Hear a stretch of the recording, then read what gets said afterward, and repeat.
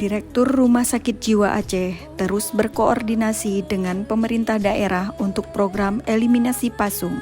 2 Mei 2025, Rumah Sakit Jiwa Aceh melaksanakan kegiatan eliminasi pasung di Kabupaten Aceh Barat.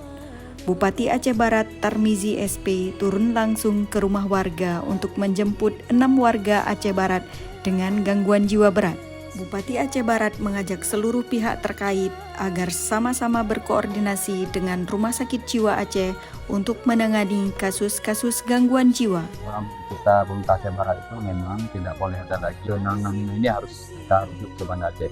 Kami, Rumah Sakit Jiwa Aceh, terus berkomitmen memberikan pelayanan prima dan melayani sepenuh hati. Untuk berita selengkapnya dapat diakses di YouTube kami